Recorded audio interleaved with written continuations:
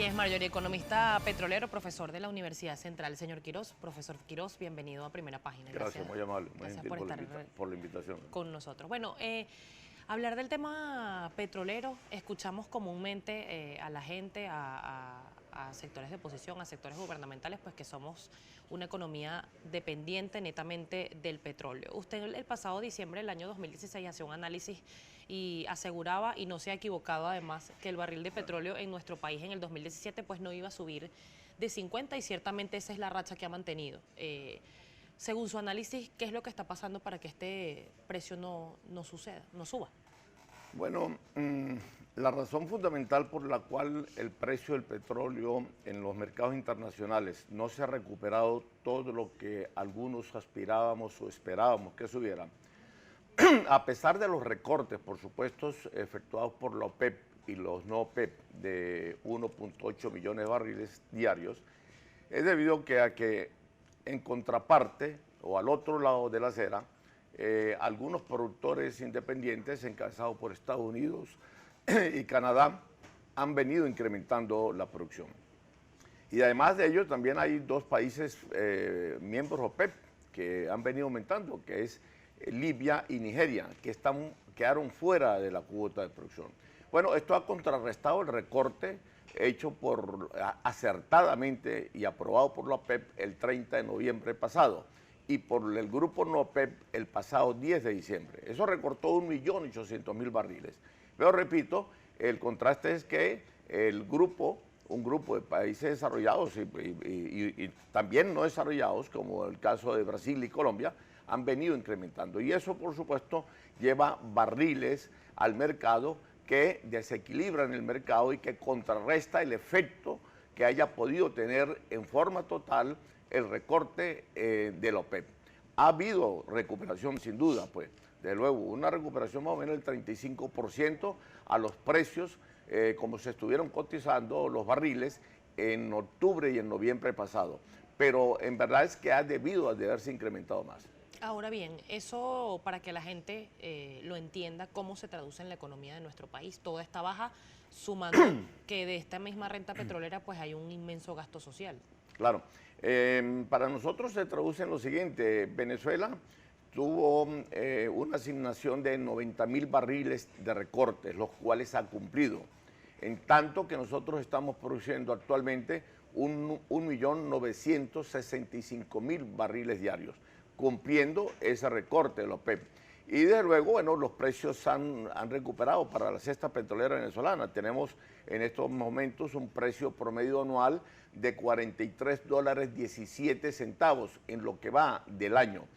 Y eso le permitió al gobierno, a diferencia del precio promedio del año pasado, que estuvo rondando muy ligeramente por debajo de los 40, bueno, un ingreso extraordinario, por decirlo así, o en comparación al año pasado, de 6.000 millones de dólares. Entonces ha sido favorecido luego, pero no tanto como el gobierno esperaba, incluso como algunos analistas podríamos haber vaticinado. El problema aquí es dos básicos. Uno, que el mercado petrolero vuelve a estar nuevamente sobresaturado. Hay una sobreoferta petrolera que en estos momentos traspasa el límite de los 800.000 barriles diarios en estos momentos. Y aparte de eso, Venezuela viene ligeramente reduciendo la producción de crudos y, bueno, por supuesto eso nos afecta a nosotros bastante. Precisamente, más allá del movimiento petrolero internacional, ¿qué ha prelado en Venezuela para que no se tenga una producción de crudo sostenida o estable? Lo que ha prelado es que no tenemos recursos financieros suficientes para incrementar la producción petrolera.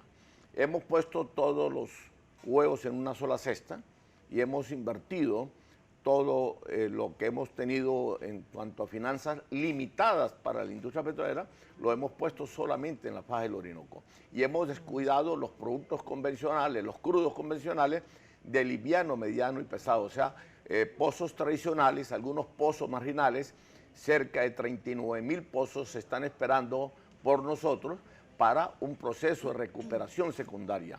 Y valga decir que la recuperación de esos pozos, es con un costo muy por debajo al actual costo de los barriles que estamos sacando de la faja del Orinoco, que ya sobrepasa el 1.100.000 barriles.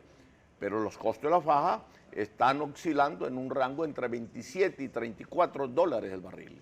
Es decir, que es bastante, bastante alto. Y el gobierno, yo diría, equivocadamente, ha descuidado, repito, toda una gama de pozos que hemos podido reactivar a costos muchísimo más por debajo que los que estamos produciendo en la faja. La politización quizás de PDVSA y esa pérdida de la visión o de los objetivos por dedicarse a otros rubros, como por ejemplo en su momento cuando se indicaba que Petróleos de Venezuela y se hicieron públicas las petrocasas, quizás la distribución de alimentos, este participar político de PDVSA ha afectado su desempeño petrolero. Pero por supuesto, porque eso que usted dice que es totalmente cierto, eso ha distorsionado el objetivo, la tarea y la responsabilidad para lo cual fue creada Petróleos de Venezuela. Petróleos de Venezuela fue creada al unísono de la nacionalización petrolera el 1 de enero de 1976. Y fue creada como todas las empresas petroleras del mundo, solamente para explorar, producir, refinar, comercializar y vender petróleo, o sea, comercializar y transportar petróleo, perdón. Esas son las 5 fases de la industria petrolera. Y el problema nuestro de PDVSA fue que se le adjudicaron, repito, tareas y responsabilidades que por muy nobles que sean, y por muy nobles, y por supuesto, y que estemos de acuerdo plenamente en esas tareas, pero para que las ejecute el Estado venezolano a través de sus ministerios, a través de institutos autónomos, empresas del Estado, etcétera, etcétera, organismos públicos, pero no para que las ejecute PDVSA, porque eso distorsiona la razón y la filosofía que le dio origen a PDVSA y la extrae precisamente en temas, en responsabilidades que no le son propias y para lo cual no fue creada ni son especialistas en eso. Entonces aquí hay que reinstitucionalizar la industria petrolera, o mejor dicho, Petróleo de Venezuela, en ese sentido. ¿Cómo lograr eso? Bueno, despojándola de esas tareas, sin que necesariamente esas tareas, esos beneficios de efectos sociales positivos dejen de cumplirse. Pero para eso, repito, están los ministerios. PDVSA no tiene por qué estar construyendo casas, no tiene por qué estar cultivando arroz, ni vendiendo arroz, ni pollo, ni absolutamente eso. De ellos no conoce nada.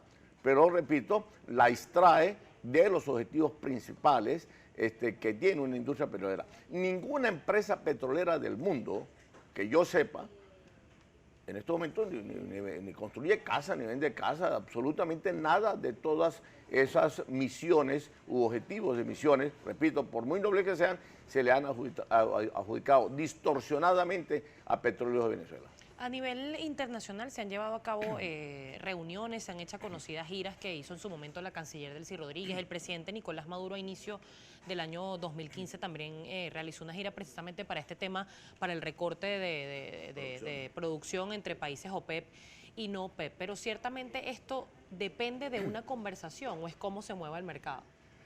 Depende de las dos cosas. Depende del lobby petrolero que se haga, de la diplomacia petrolera que se desarrolle, por supuesto, porque de una u otra forma Venezuela tiene cierta influencia como país miembro fundador dentro de la OPEP, y la OPEP tiene una gran influencia dentro del mercado. Yo creo que allí ha estado acertado la política petrolera del gobierno, la parte, por así decirlo, el lobby, la diplomacia petrolera que ha desarrollado, yo creo que ha estado cierto. Y de hecho, dentro de la OPEP, en Viena y en el mercado petrolero, se le adjudican los créditos de haber logrado cierto consenso para que la OPEP llegara a los recortes. Eso ha ocurrido por lo demás por parte de Venezuela en varios momentos históricos de la OPEP, desde su nacimiento en 1960, no es la primera vez. Ha logrado el consenso para hacer recortes, que por lo demás es la política petrolera efectiva, es decir, regular la producción a los efectos de tener beneficios en el incremento de los precios petroleros. Ese es un mecanismo muy fuerte, muy interesante, una política bastante impactante y efectiva que ha tenido la OPEP. Así que yo creo que allí está acertado el lobby que hizo la ex canciller y también el actual ministro y presidente de PDVSA. Yo creo que ahí están bien direccionados. El problema de Venezuela o del gobierno venezolano no ha sido la forma como se ha manejado ante la OPEP. Yo creo que ahí ha estado parcialmente acertado. El problema es que han hecho con los recursos que se derivan del ingreso petrolero. Precisamente quiero conversar con usted al regreso a esta pausa sobre eso y también de qué va a depender o cómo vislumbra usted nuestro país con políticas energéticas que pudiera aplicar, entre otras cosas, el presidente de Estados Unidos, Donald Trump, que también ha creado mucha expectativa. Estamos conversando con el profesor universitario y además economista petrolero Rafael Quiros. Ya venimos con más de Primera Página.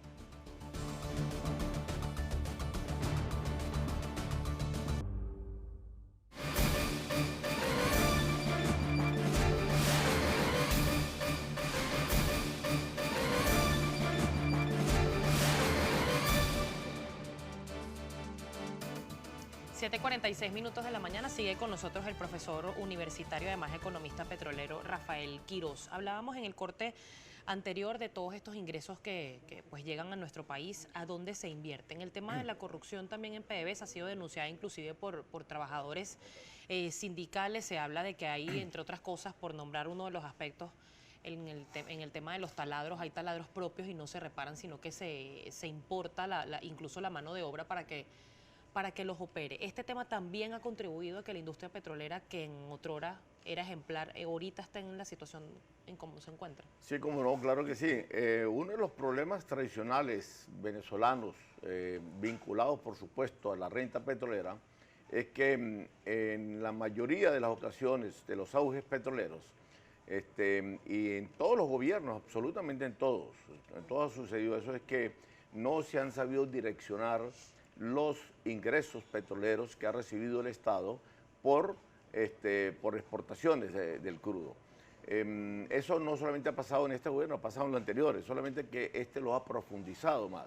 El problema nuestro del rentismo petrolero es que no hemos tenido la visión ni hemos estado acertados de cuándo invertir, cómo invertir y en qué cantidad invertir y a dónde invertir también. Entonces, el problema de la renta petrolera, de los ingresos, ha sido un problema tradicional, muy vinculado, por supuesto, a lo que ha sido la historia de la economía venezolana en los últimos 100 años. Entonces, hemos despilfarrado los ingresos. Repito, ha sido de siempre, pero ahora se ha profundizado con una mayor alevosía, con mayores efectos negativos en términos socioeconómicos para Venezuela.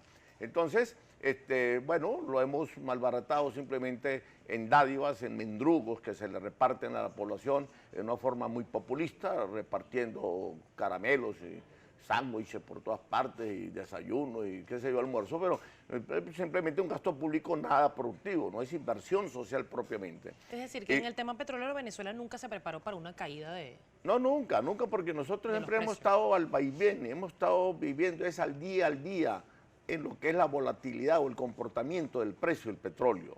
Entonces, por eso es que el tema del petróleo en Venezuela, el tema de la rentabilidad, es un tema, es el tema realmente actual y, si se quiere, dramático de la economía en Venezuela.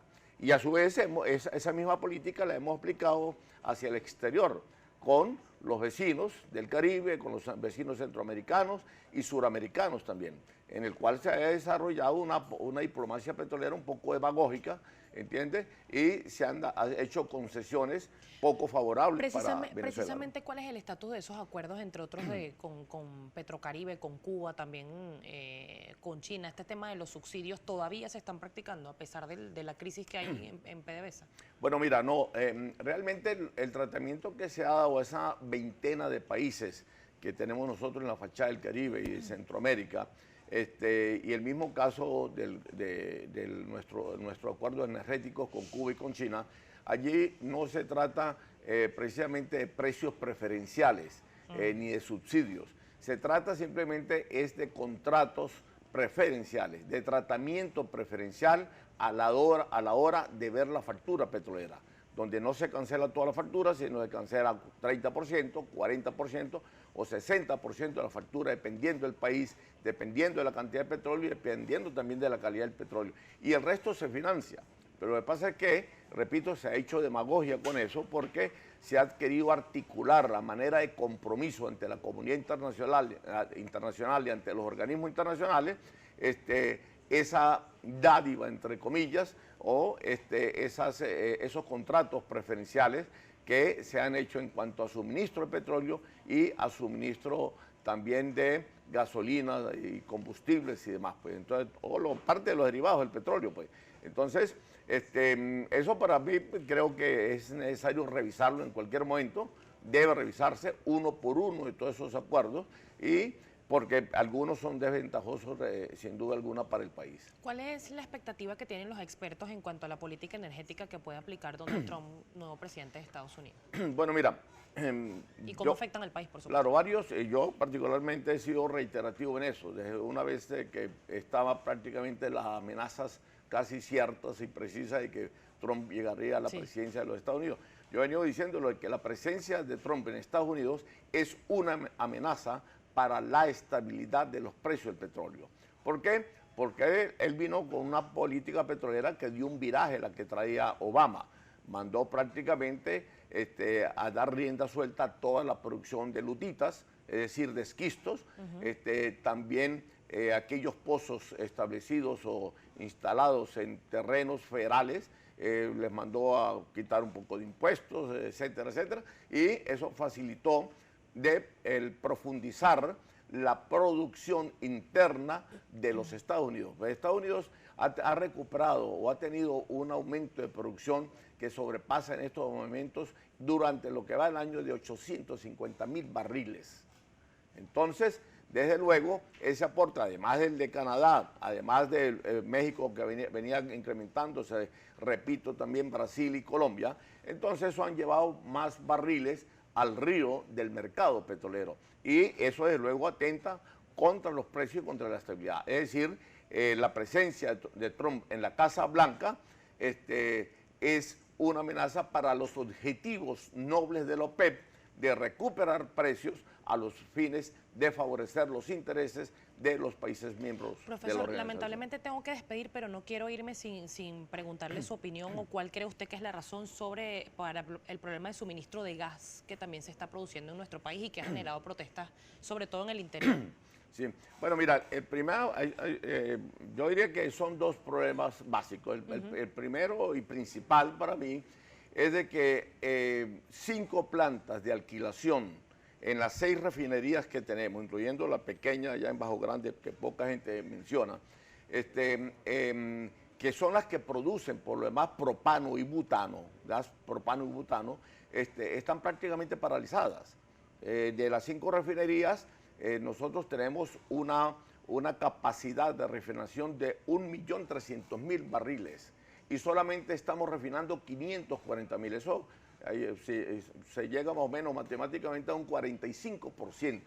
Es decir, y debido precisamente a que no hemos recuperado muchos accidentes industriales que han habido en tales refinerías, no se le han hecho tampoco el mantenimiento debido, el regulado de todos los años, y entonces, por supuesto, nuestra capacidad de refinación se ha caído y estamos, repito, refinando por debajo del 50%. Ese es el primer problema. El segundo problema es ya un problema de tipo logístico, por así decirlo, en cuanto a que no hay los suficientes unidades de transporte para distribuir. Hay un déficit de 60 unidades de transporte para que las bombonas de gas puedan llegar a los hogares venezolanos. Profesor, un placer haber conversado con usted. El placer es mío. Estábamos conversando con el profesor universitario y economista petrolero Rafael Quiroz. A esta hora, 7:54, vamos contigo, Gabriel.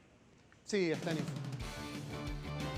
Vamos a revisar lamentable información deportiva que reseñamos a continuación, y es que el béisbol, y yo